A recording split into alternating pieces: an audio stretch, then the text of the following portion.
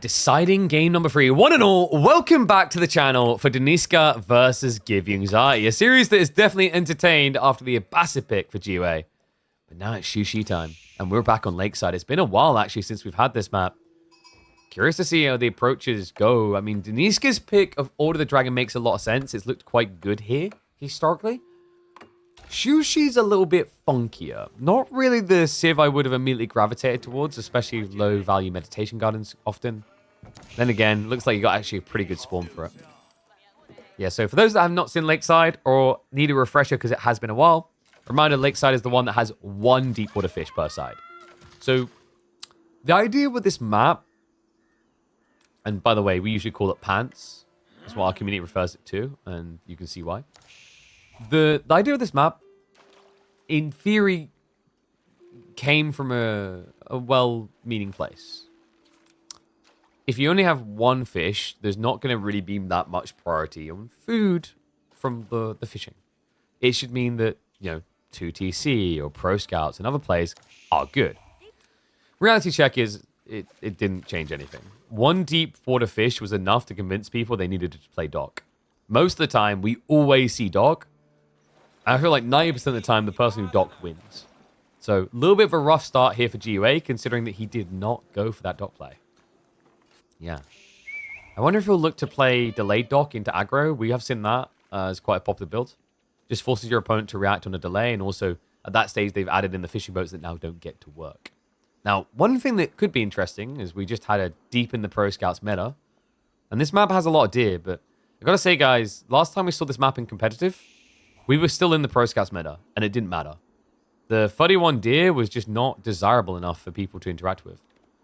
So, wouldn't say I'd be entirely surprised if Sushi tries it, but equally, I wouldn't be blown away, mind-shocked if no one Pro Scout this game. And there's that midi-garden, pretty much where we'd expect it. There's nothing else higher value, really. Yeah, you could get like food and some wood. It's not worth the walk time. It's one of the reasons why Sushi's a little bit funky on this map. Like, I don't think I've ever seen an insane spawn for a medi-garden on Lakeside. Is it possible to move all the deer with enough time? Anything is possible with enough time.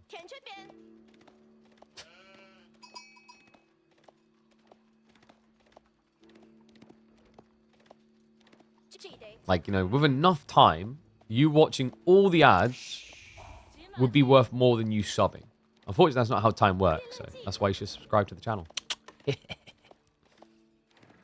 Does the map only have 2 fishing, or is the minimap bugged? No, it's 2 fishing. 2 deep water fishing and then shoreline fish. But shoreline fish rarely feels worth it. So you do this play for the deep water. I mean, it's going to be Ark on the other side. No surprise there. Another thing to keep in mind is this map is a little bit of a relic rusher because you have 3 relics spawning in a line in the center. So he who plays out fast usually gets rewarded. But not just from an age-up perspective, it means that there's a lot of value in being feudally present to block the relic rush. Now, funny thing about Order the Dragon, normally they aren't your relic rushing Civ. You'd think because of Regnuts, but the reality check is because of a lack of units, most of the time, Order the Dragon these days are actually getting Birdgrave.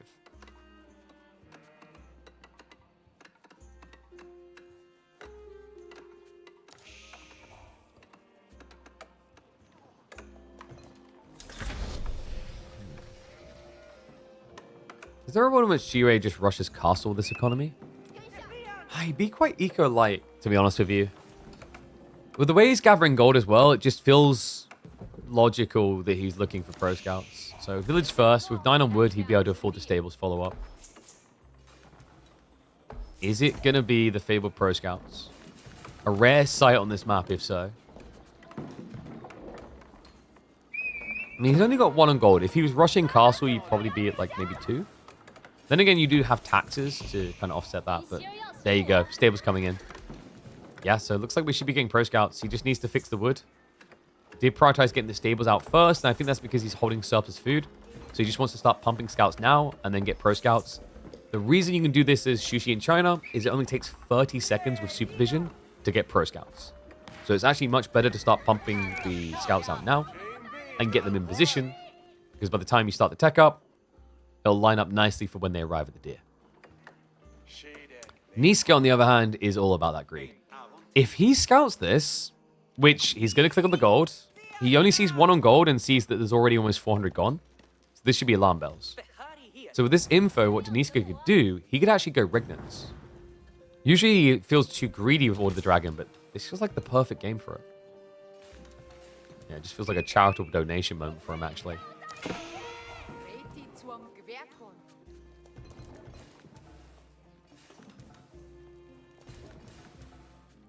And what is up, Mum? Yeah, apparently people thought that that was a troll. That is actually my mum. She turns up here. She's like, I don't play this game, but I watch.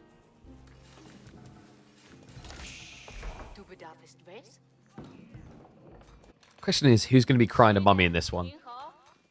I think Gio is probably going to just try to go a little bit lean here. Maybe 4 to 5 scouts maximum. And then rush castle himself. Because it, make no mistakes about it, it's a race for this. These relics are everything. And GUA, he has actually now gone for the dock. Extremely delayed. I guess better late than never. Wow, Deniska, he doesn't think he can get the greed. It's going to be a Burgrave. So your role is now to play blocker? In theory, men-at-arms against the Shallow Monks should be enough to block him. Very expensive, though. But it's the overflow effect. If you just rush the men-at-arms into the base, you can idle all the front side. The gold, berries, the deer drop-off location, all of it is on the front side of the base. So if Deniska just starts pumping out men-at-arms and doesn't stop, which is realistic because he has the fishing to back him up on this, G-Way could actually see a failure to launch type feeling.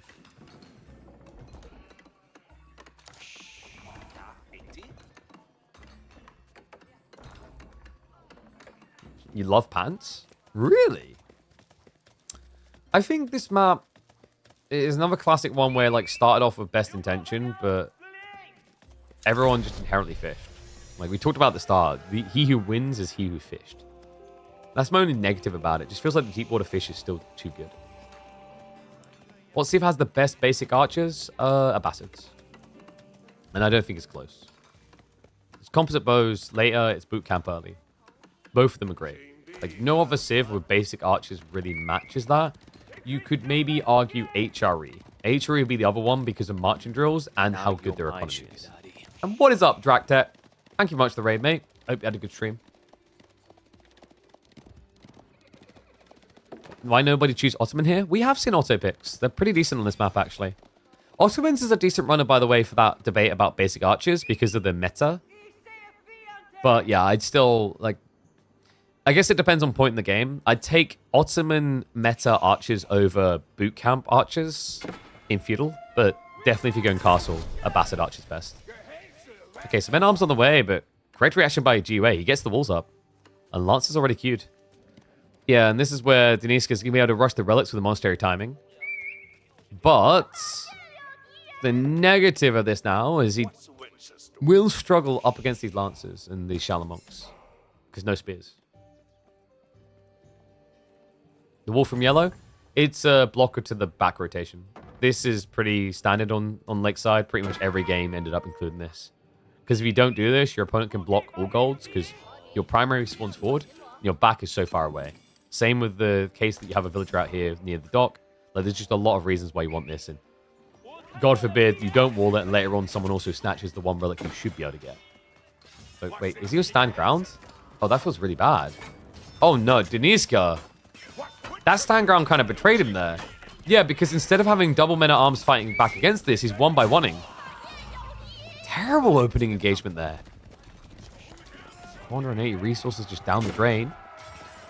Why stop at that? Let's make it 720. Blaze it. Oy, oy. So this gets the key info, and we do now have the switch into a full counter Lancer. But you can already see that GUA is pivoting as well. He's got crossbows on the way. Relics are at least looking good for Deniska. There should be 4 relics in this game for him. After that, he can go into the Inspired Warriors.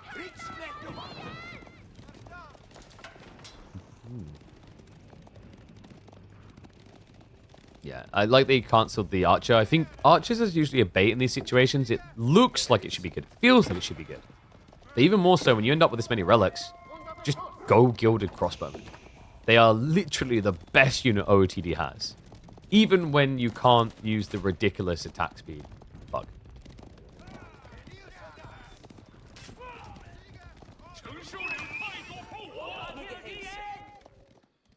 Veterancy for Spears even coming in as well. So GOA kind of over monking it now. It's a little bit monk-esque. They are decent brawlers, mind you. In particular against the Gilded Crossbowmen because they can reduce the damage so much. Obviously, they'll be able to beat the spears. So I guess he can get away with it. It's not as dramatically bad as it would be if, for example, you're up against a Night Civ. He is thinking about repeated crossbows. The bot magazines, they're not that bad of an idea here against spears. It is going to be difficult to get on top of the crossbow still, though. The Gilded Expos really are the thing that GOA needs a resolution for. The obvious resolution is actually Nesta Bees. Nesta Bees that actually are going to do well, considering Deniska is probably going to go up to close to 20 crossbows. The only problem is, after you make this type of monk commitment, I mentioned Inspired Warriors, but even just the healing, right? Like, it feels like to kill Order of the Dragon range units, you need 6, 7 Nesta Bees to feel confident. Because anything that walks away is probably getting topped off.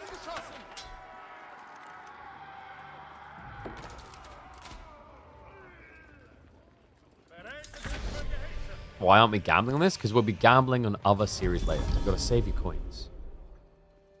Your bird feed. There's only so much of it.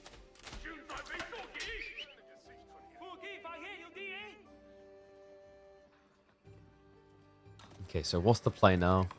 GOA is still leaning Lancers, so he wants to raid. I think Lakeside is really difficult to do that on. Like, arguably, Lakeside still needs another iteration. This Cliffside shouldn't be so fat. It's way too easy to wall yourself in. Like, this tiny wall pretty much stops Lancer rotations because it's too close to the TC to go here. So, yeah, like, if GOA wants to dive in, it's going to be painful. And will attempt it. Well, the good news for him, Deniska did not invest in any sort of spring replacement. And Crossbow will get overwhelmed. Spearman. Just one Spearman's all it takes to freak him out here. Double injury on the Lancer. No worker kills, though. That's the important detail. And that was a positive exchange for Deniska due to the fact it was double Lancer going down for a single Expo. Yeah, and also with health bars like this, I mean, if you micro it right, I could see the Spearman losing, but if this Spear goes down straight away, this is going to feel like a terrible exchange. Like, you'll probably be left with one Lancer and not with much HP. Is Nesta Bee's catapults worse against All the Dragon than other civs? Nesta Bees can feel worse, but actually catapults feel a little bit better. The reason is that while catapults got nerfed in Castle Age, one thing got buffed. The focus damage is higher. It just spreads less. That was the trade-off. That means against a comp that has less units, you can actually theoretically do more damage. Because each entity is inherently worth more.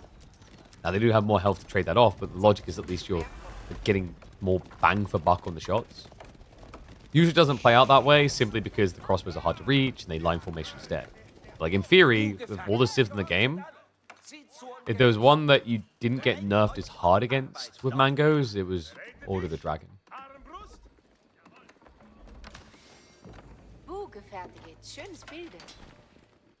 Well, Gio is in Sad Town right now. I mean, he's macroing as if he could go pagodas, but guys, he literally has one relic. This is not the game.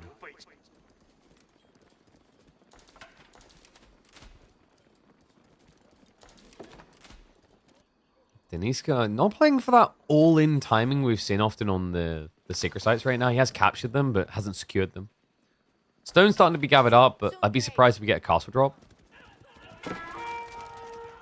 No, he's going to rely on the poor man defenses. Dangerous to do this right now, though. These are going to get sniped out. Luckily, the villagers do not get noticed by GOA, so we'll steal them away. Although that was a good strike for GOA, he can't afford a direct engagement right now. Just look at the size of this army.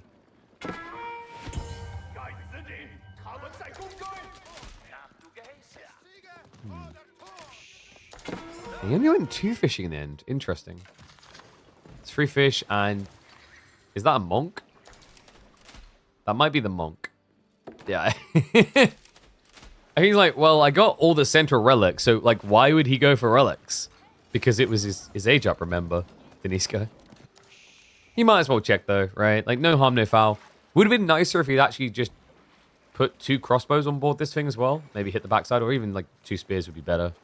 Harder to, like, block. The other thing is you usually expect a villager to stay near the dock, so you'd immediately just get some reward for that. Oh, it's actually the villager. I wasn't sure he'd go straight for this. But yeah, in fairness, it makes sense. Think about it, guys. You can't stop him building it. They build it faster, they have more health. If you fight him, he wins the fight. Sick read by Deniska. Wait, but that was weird then. Am I blind or did it not have idle villager? Because it should have had an idle villager at the top on the UI. That's what kind of threw me off there. Yeah, we've seen this a lot in the past. You just move over, you secure the enemy's fish, and that's what makes the pond so irresistible. It's why everyone has to play towards it eventually. Now, you could argue maybe 1 deep water fish you can shrug off, but 2? Boy, boy. It's kind of the same feeling on Enlightened Horizon where, oh, if he only got his own merchant camp, that's kind of okay, but 2, oh no. It was there? Alright, I'm blind.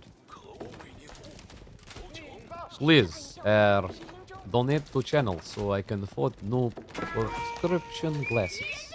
Please. I don't know why you went with a CIS accent. I think it's the way I said please.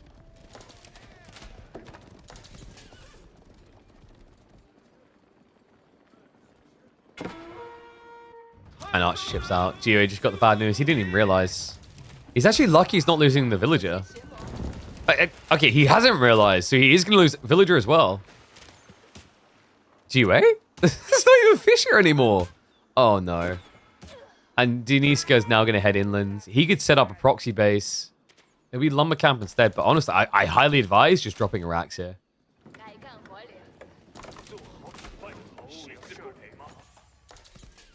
Other annoying thing now is GUA has to be a little bit paranoid that more could be being done back here, like a proxy racks. And he can't afford to be distracted. We're 6 minutes away from a Sacred Site victory for Deniska.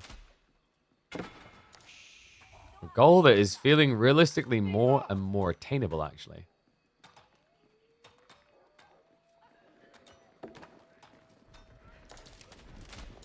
Yeah, and there's just no easy angle of approach right now. Like, this is the other thing. The outposts just have so much vision on them. The perks of being HRE, especially these relic drops, is gambly by Deniska, but worth it. Very strong point defense, but also it's that extra sight range. Just watch what happens on the mini-map when he garrisons this. Like, look over here. Doom. That's like an extra, what, 2.5 tiles? Hell of a lot of vision. He sees everything. And what worries me even more now for GOA is that south side Sacred Site is unapproachable. You'll be seen, you won't see. That's a problem. That means initial strike goes to Deniska. GOA, he says, screw it, he's going there anyway. He's even bringing... Okay. This is the all-inner. He's bringing the relic along. He has got Body of Iron against the Gilded Crossbowman, but still, like, that's ambitious. And no, oh god, this spring replacement's in. GUA, he just moved to the North Gold. Even if he wins this fight, over time he's going to lose because of what's happening over here. He doesn't even realize it right now because he's fully fixated on this engagement. Deniska's just cutting away. Over time, it just builds a bigger lead. Forces the dive, and now the keep drop's coming in from GUA. A Warlord trying to make his stand. That is going to force a retreat out of Deniska. And needs to be careful. Yeah, it does get the snipe just in time before it would have triggered onto multiple expos. The rest of the monks do dive in. He could go for the re-grab another Warlord, but instead just commits the A-click. The castle drop is going to be successful, but remember, he still needs to decap. And that's a problem due to the spring placement. And he's losing the fight as well. Has to retreat away from this. The crossbows are still alive. Villagers on the back, not so much. He still hasn't noticed. One villager to decide a game, it feels like. Deniska with his back sneak. And GUA, zero reaction. He must be on like that Wi-Fi connection. A little bit of buffering going on here, finally. Just in time to save one villager. Now mass stables in the center. So Deniska switching to Horseman makes sense. He's up against mass ranged. The decap is just so difficult due to this relic emplacement. The timer just keeps on ticking. We're now 3.5 minutes away from a Deniska win. And that would, by the way, lead him into a set up against Louis MT. So he needs to be on his best form and behavior. And he says to hell with it. Full dive. So just camps to the Tug. He's going to start sieging the outpost, actually. Okay, Deniska's like, wait, I wasn't expecting that. Because this actually does kill it reasonably quick. It's going to force his hand. He has to move over. Decap. He's going to complete, though. There's no way. You can't get in there quick enough. So, yeah. Fourth of us the outpost and the relic. However, it was a relic exchange. Because remember, GUA brought his relic to the fight. So in the end, they just swapped shinies. GUA is at the hardest point in the game, by the way. This. If he can get past this point now, there's a resurgence point, theoretically. It's such a difficult uphill battle, though. You've barely got any crossbows. Your opponent's going mass men at arms now.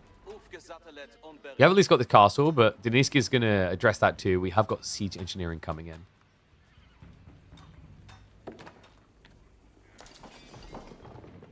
If this goes deep enough, Shushi can look really good. They've got some super pop efficient units, such as Imperial Guards in the late game. But that sounds like a huge ask.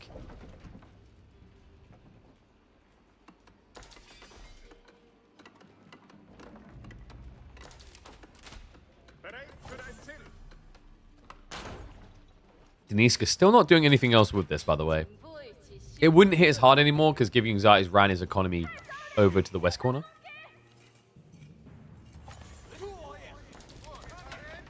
52. Really? I mean, he doesn't see is the problem here. He doesn't know what he's really up against. Keep drop as well. Like this from Deniska. Just gives him a reset point if the fight goes sorely. Because remember, like the comp he's gone for is quite immobile. Men at arms, crossbows, they don't run away well. Now, looks like going to ride blind this Stealth Forest. Looks like a death sentence for both, actually. Ball from GUA is not going to be quick enough. Nope, there's an opening there. Uh-oh. And now he sees the farms. Deniska is going to charge on in. Horsemen are not easy to kill here. And he only has 7 spears. They're not even upgraded. The timing is perfect. He gets on the farms. Deniska is going to shut him down. Crossbow's now moving in range. The men-at-arms to follow up the horseman is even worse here for GUA. Barely has any anti-armor. And now the leak over. Just a few troopers to go in to burn it all down. His hopes and dreams have been crushed. Giving Anxiety will fall here by the lakeside. Damn, what a timing out of Deniska. Executed this really well. And puts himself on people's radar. You got to be paying attention to this guy. Getting a little bit deeper in the KPMMs. The question mark is, can he do any damage to the infallible Louis MT? We'll find that out soon enough in the next chapter.